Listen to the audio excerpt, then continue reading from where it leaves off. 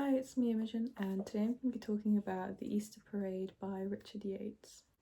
Just a warning, this book I will be maybe spoiling the book a little with this review. I found it difficult to be more broad about it, so if you plan to read it and don't want to know what happens too much, then wait until you finished it to watch the video. The novel was published in 1974, and it spans the time period of the 1930s to the 1970s. It mainly follows two sisters and development of their lives since their parents' divorce. In general, Richard Yates is not a very cheerful writer. His books, I think most of them are very dour overall, and kind of dissecting the lives of sort of middle class Americans in the 20th century. When I went into this book, I was expecting it to be fairly sad. What I wasn't expecting was that it's not told through the perspectives of both of the sisters. It actually mainly is through the viewpoint of the younger sister, Emily Grimes, with sort of dashes of her sister, Sarah, in the book. And it's all through Emily's lens of events. One of the earlier passages in the book, when the two sisters are children, involves a description of the kids playing together, and the older sister injures herself and gives herself a scar on the forehead, and states that Emily could see that Sarah was one who could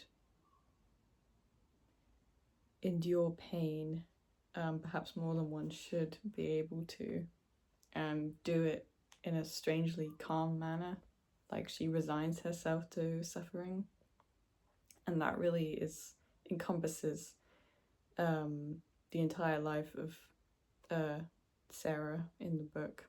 And in an interesting way, Emily's life, of course, also is not particularly happy, but I have to say it was done in a much more subtle way than I expected. The sisters sort of mirror each other in a sense of unresolved trauma, maybe, but where one sister leads a very conventional life, the other does not.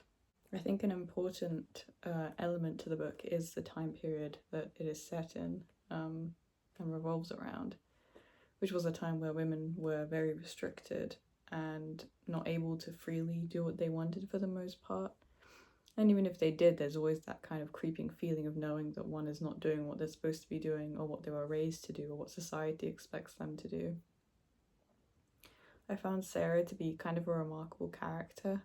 In a way, it almost reminded me of parts of like early Atwood novels, with women who are kind of unconventional and either crippled by the world they live in, or simply just sort of disgruntled with it in a kind of charming way.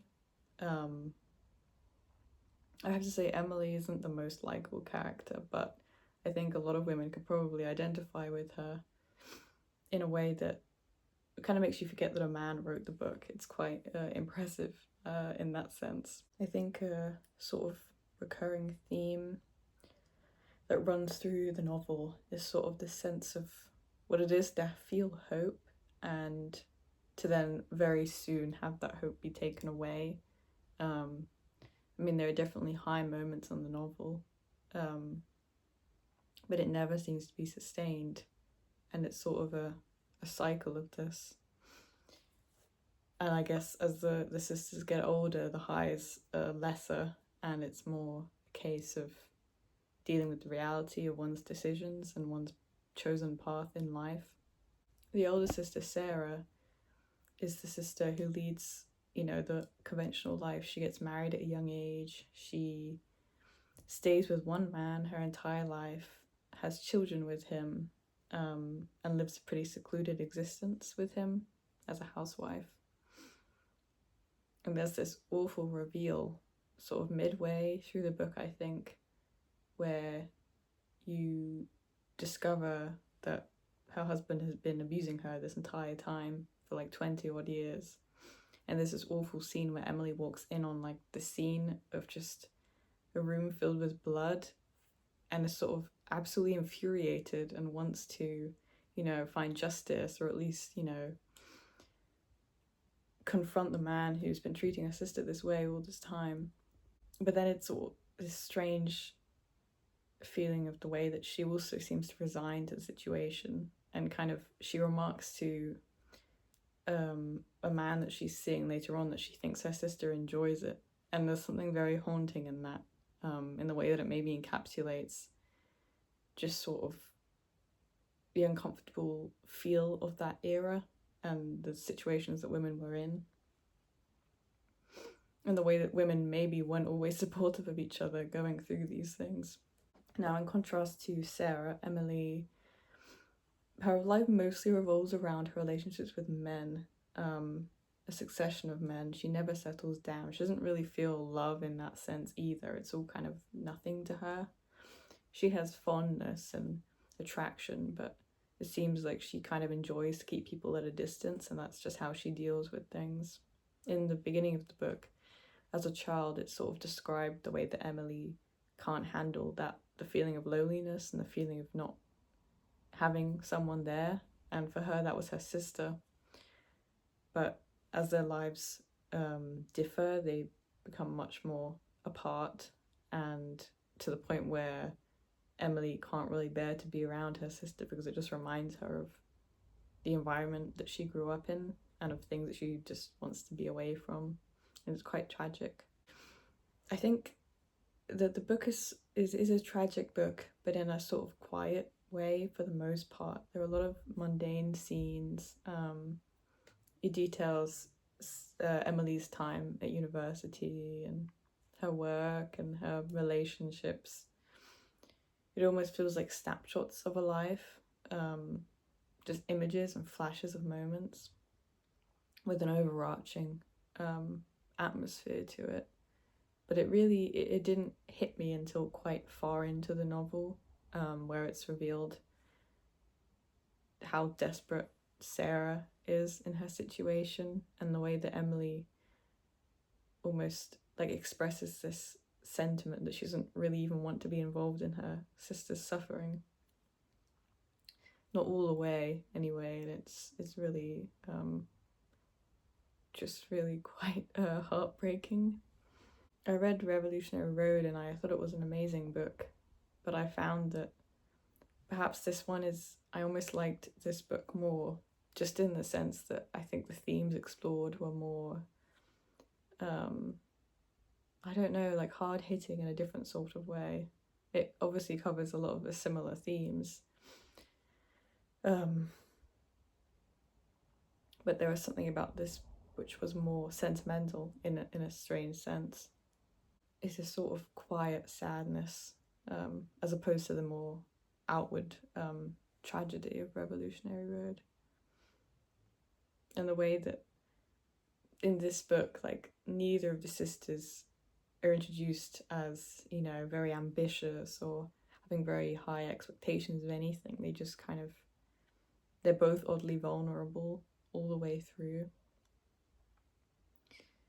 And I think that's such a timeless thing sometimes.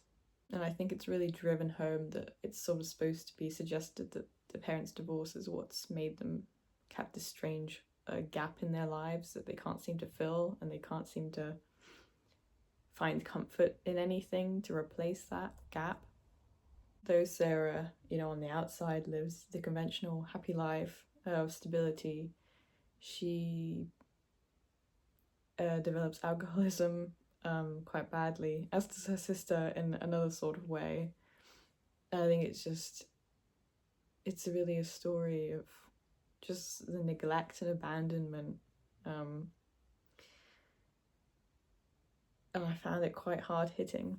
I think it can be read as sort of over the top and maybe too depressing, but I found it kind of realistic for the way that life can be for some people, especially in an era of constraint and restriction where you can live your entire life feeling a certain way and never tell anyone about it. It feels like an important sort of book to exist. I found it really absorbing. I mean, I finished it in like 2 days. I was immediately sucked into their world. It was really vibrant in a way, just really, really alive. You just felt so real. So I'd say if you have a tolerance for melancholic literature, and you have any interest in sort of early to mid 20th century, I would say it's a brilliant book for that. But definitely not like a very light-hearted read. It's very heavy, so. But I think I really loved it. It's one of the best books I read this year, I'd say, and one that's probably going to stick in my mind for a long time. So yeah, thank you for watching.